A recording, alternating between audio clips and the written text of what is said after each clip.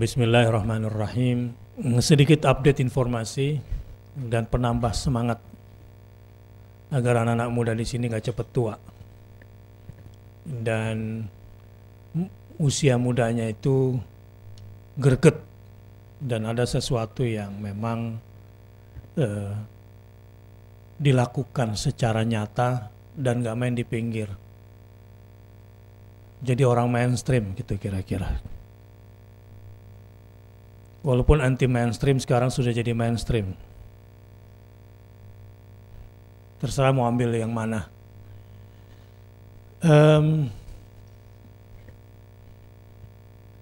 Jam 8 nanti katanya sama Dikun sampai. Sekarang jam 8:10. Ya cuma gara-gara menyerahkan diri sama Dikunnya di Cina kemudian bisa pulang.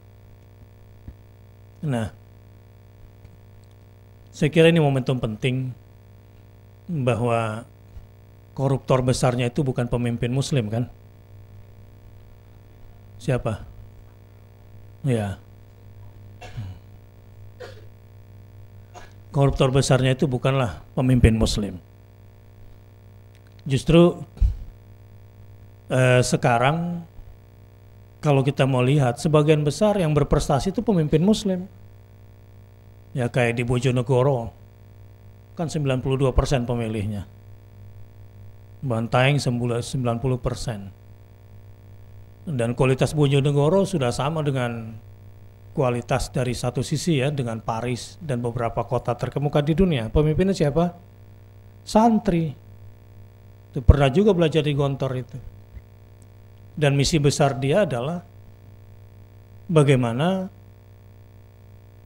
pemimpin muslim itu, bagaimana pemimpin muslim ini memang berkontribusi besar memberikan manfaat ya sekuat-kuatnya, seluas-luasnya. Kita lihat sekarang bagaimana nanti sikap negara terhadap ini. Tapi pertanyaannya adalah bagaimana Anda sebagai seorang pemuda di tengah krisis yang tengah menimpa moral bangsa ini. Kemanusiaan yang adil dan beradab misalnya. Ini menjadi tugas kita bersama, khususnya di dunia kepemudaan. Lapis kedua generasi ini harus dibangun dengan atau oleh orang-orang yang memang punya integritas kepribadian yang adil dan yang dasarnya ketuhanan yang maha. Ini sekarang sedang lumpuh ini. Penuh dengan kemunafikan dan kebohongan. Ini update ya. Update status pemikiran. Make sense nggak sih? Anda nih gara-gara Anda taat sama hukum di Indonesia ini. Akhirnya 70% tanah Jakarta milik 2% segelintir orang. Ini gara-gara lu taat hukum. Ini yang disebut taat hukum. Perda, undang-undang. Ya, inilah hukum di negara ini. Negeri dirampok masih aja bilang ini hukum. Buta apa? Ini negeri ini dirampok. Terus ke anak muda kemana? Saya tanya. Kalau dulu para pejuang kemerdekaan ingin merdekakan bangsa, nunggu hasil survei, jadi nggak berjuang? Jadi nggak? Nggak akan. No, Imam Bonjol nggak pakai survei-surveian. Mau bergerak kalau banyak konstituen, banyak pengikut, jadi nggak negara ini merdeka? Kagak. Di Ponorogo sedikit pengikutnya. Sedikit.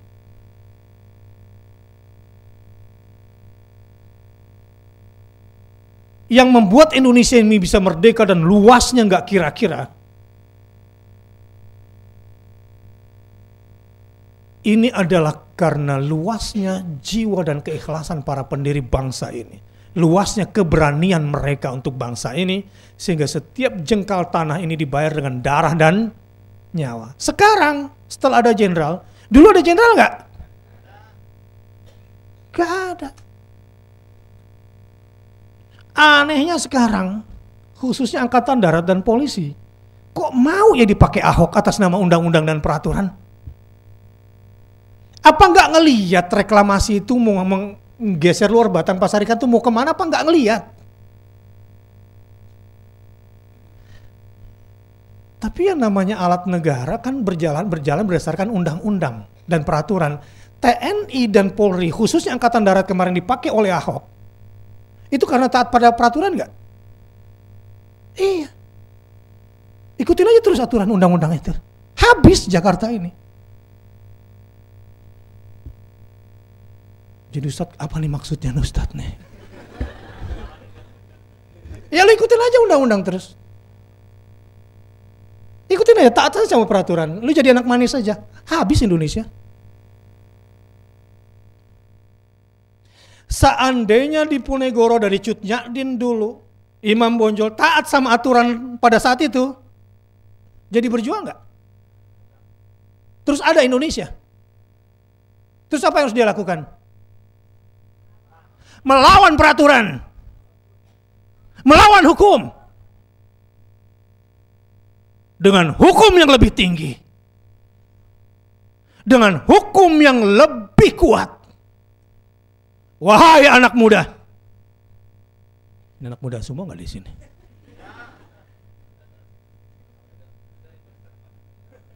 Jangan pernah takut dengan gubernur manapun termasuk gubernur DKI.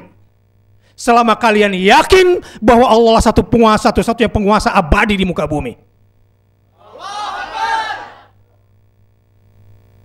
Salah yang saya omongin.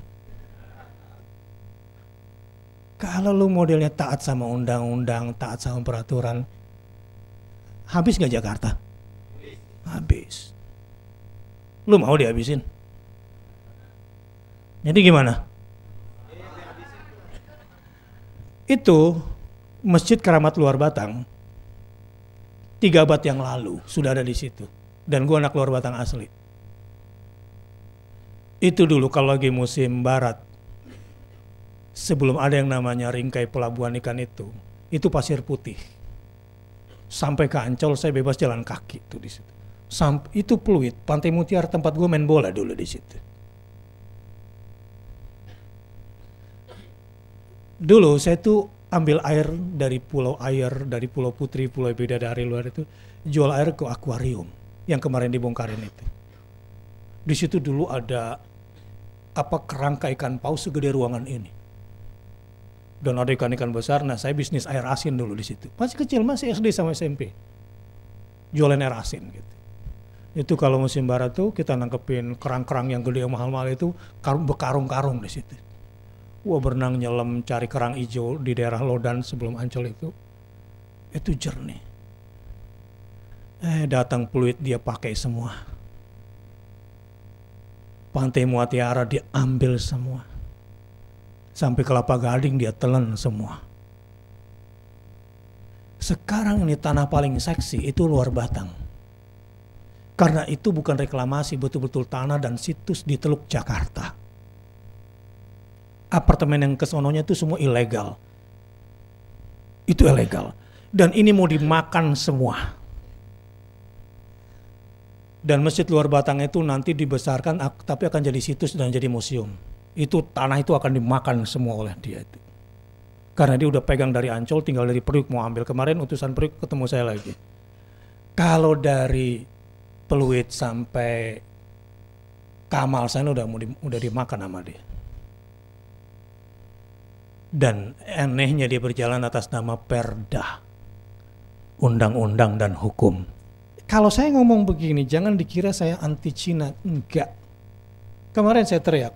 Jangan bilang orang-orang Luar Batang itu anarkis, apalagi benci Cina. Sama sekali enggak. Tidak. Masih ingat warung Amoy di pinggir tambang itu? Masih ingat warung obatnya Akio? Kita damai nggak sama dia? Gimana dengan Ahok ngajakin damai nggak sama kita? Orang Luar Batang dari dulu sangat mengerti apa itu toleransi dengan orang Cina. Jadi nggak usah ajarin orang luar Batam. Setelah orang Belitung yang satu ini datang, ini kok jadi kayak gini? Jakarta ini nggak beradab. Dia nggak ngerti sejarah apa. Luar Batang itu ada sebelum Jakarta belum ada. Itu Pantai Mutiara Pool itu tempat main gue dulu. Main bola kita puas. Kita nggak pernah ngiri. Nggak pernah ngiri. Harga air di Luar Batang 10 kali lipat lebih mahal dari Pluit. Air minum yang di sana susah dapat air tawar orang-orang. Nggak ngiri. Dikasih banjir, nggak ngiri.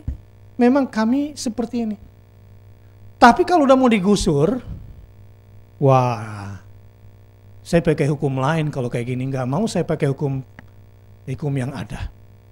Tahu hukum yang harus saya pakai yang mana? Nih.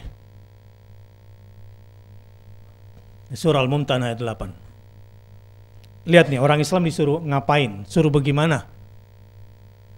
A'udzubillahi minasyaitonirrajim. La yanhaakumullahu 'anil ladzina lam yuqatilukum fid dini wa lam yukhrijukum min diyarikum an tabarruhum wa tuqsitu ilaihim. Innallaha yuhibbul muqsitin. Sesungguhnya Allah itu menyukai kita yang berlaku apa? Coba lihat. Allah tiada melarang kamu untuk berbuat baik dan berlaku adil. Antabarruhum wa tuqsitu ilaihim. Berbuat baiklah kepada Amoy, berbuat baiklah kepada Akio. Harus.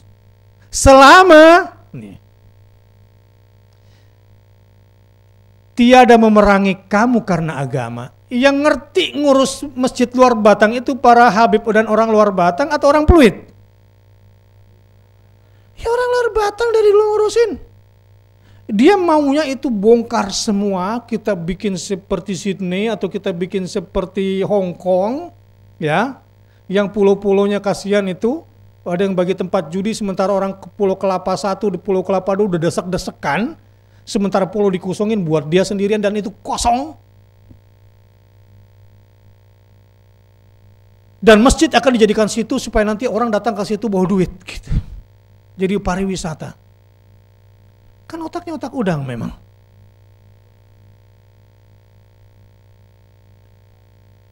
Selama mereka tidak perangi karena agama kamu dan tidak mengusir kamu dari negerimu,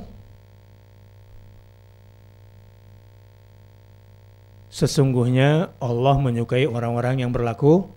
Jadi kita tetap berbuat baik kalau mereka tidak perangi agama, kalau mereka tidak mengusir kita dari tempat kita. Sekarang cara ngusirnya nggak kelihatan pakai undang-undang, bro. Caranya dibikin pajak yang gede buat lo semua. Gak ada. Pesantren Darun aja bingung karena bayar pajak 1 tahun itu 150 juta di Ulu Jami. Dikenain pajak kayak begitu. Cara ngusirnya pelan-pelan. Itu pasar ikan Luar Batang dibagi 7 zona. Betul-betul diiris pelan-pelan, dipecah pelan-pelan supaya mereka nggak pernah bisa kompak. Dan dicari siapa motor-motor itu akan dibayar, ditutup mulutnya, kupunya habis itu. Ngelihat 4.000 personil Angkatan Darat dan Polri, saya jadi sedih. Nggak pernah pembongkaran nih seserius kayak orang mau perang kayak gini. Tapi anak muda Islam, ingat, ini aturan Allah yang lebih tinggi dari semua aturan. Lebih tinggi dari semua perda. Lebih tinggi dari semua undang-undang dasar. Orang Indonesia itu berketuhanan yang Maha Esa, kemanusiaan yang adil, menjaga persatuan, kerakyatan yang dipimpin oleh siapa? Sekarang gubernur gitu nggak pemimpinnya? Kepemimpinan si Ahok nih, kerakyatan dipimpin oleh, ada nggak hikmah di situ? Ada nggak bijaksana di situ? Dalam permusyawaratan. Dan ini maling yang mendompleng ini lewat Jokowi, dompleng jadi ini satu, dulu ikut Gerindra kemudian keluar, ya. Ini nih orang yang satu nih.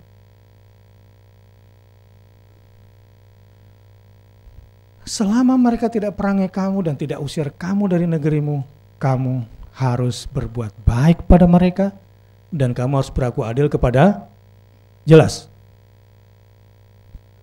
Sekarang coba lihat ini, ya. Ayat 9. Innama yanhaakumullahu 'anil ladzina qataluukum fid dini wa akhrajukum min diyarikum wa dhaharu 'ala ikhrajikum an tawalluhum wa may yatawallahum fa ulaika humudz zalimun. Nih, sesungguhnya Allah hanya melarang kamu menjadikan sebagai wali kamu, kawanmu. Jangan jadikan kawanmu orang-orang yang memerangi kamu karena agama dan mengusir kamu dari negerimu dan membantu orang-orang lain untuk mengusir kamu. Coba, boleh nggak jadi kawan Ahok kalau begitu di sini? Allah larang kamu berkawan dengan orang yang bagaimana? Memerangi agama kamu. Yang kedua, mengusir kamu dari negerimu dan dari tempat tinggalmu. Dan yang ketiga, membantu orang lain mengusir kamu. Ini kerjaan dia semua nih. Jadi gimana status kawan Ahok kalau gitu? Mungkin dia nggak pernah baca ayat ini kali. Nah, yang rada-rada ingin jadi teman Ahok mulai malam ini sadar kali ya. Oh, ternyata ada nggak boleh, berkawan aja nggak boleh. Padahal tafsirnya sebetulnya lebih dari itu. Jangankan jadikan pemimpin, kawan aja. Kalau ini kawan untuk jadikan apa? Pemimpin. Ya Allah. Dan barang siapa yang menjadikan Ahok sebagai kawannya, karena pada Ahok sudah 3 kriteria. Merangi agama kamu. Nih, gue lah satu-satunya gubernur yang bikin masjid di balai kota, bro. Di balai kota itu pencitraan. Berapa masjid yang udah dibangun? Dulu, Syamsur Rizal itu wali kota Jakarta Selatan bikin masjid Al-Azhar itu. Berjuang dengan uang sendiri. Ahok nih pakai uang kita. Dari zaman dulu, Ali Sadikin katakanlah sampai Foke, ratusan dia bikin masjid di mana-mana. Tapi nggak riak. Memang orang munafik kerjanya kayak gitu. Cuma orang yang blow on aja. Hebat ya pemimpin kafir bisa bikin masjid di balai. Cara mereka perangi kamu secara agama memang lembut banget.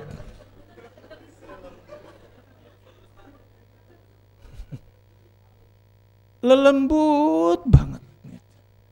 Cara dia merangi agama kamu itu. Cara ngusirnya pun pelan-pelan disisirnya itu.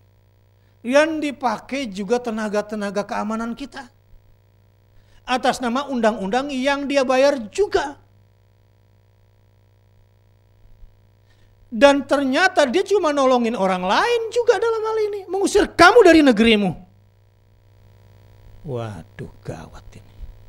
Jadi ini kawan Ahok ini.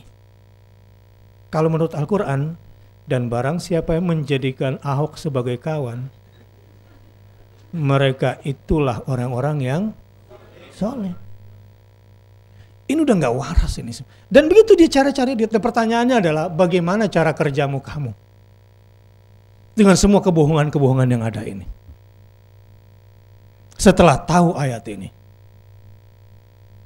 wah kalau saya udah gak bisa mundur. Wallahi bi abi wa ummi, saya bilang di luar Batang. Itu rumah gue itu di belakang masjid, kira-kira ya mungkin jarak 3 rumah doang itu rumah gue itu. Demi nyawa bapak dan ibuku, gue udah gak bisa mundur. Ngelawan Ahok kayaknya kalaupun mati masuk surga deh kayaknya. Masuk surga nih kayaknya. Gue juga gak mau lama-lama di dunia. Pengen cepat ketemu sama bapak ibu gue di surga kan gitu. Ini hidup. Hah? Mati 1 tumbuh 1000, jangan khawatir. Allah. Cuma masalahnya sekarang jangan kelamaan nongkrongnya. Ini negeri udah kayak begini. Kalian harus bersungguh-sungguh yang disebut berjihad, menegakkan keadilan. Bersungguh-sungguh berjihad menegakkan kejujuran. bekerja dan berjihad sungguh-sungguh, menegakkan amar ma'ruf nahi mungkar. Dan yang dicari anak muda yang jiwanya selon gitu. Yang nggak nunggu survei dulu, nggak nunggu konstituen dulu. Dan saya kira banyak di sini orangnya. Orangnya tahu nggak yang mana? Yang takbir sekarang ini. Oh, banyak ternyata.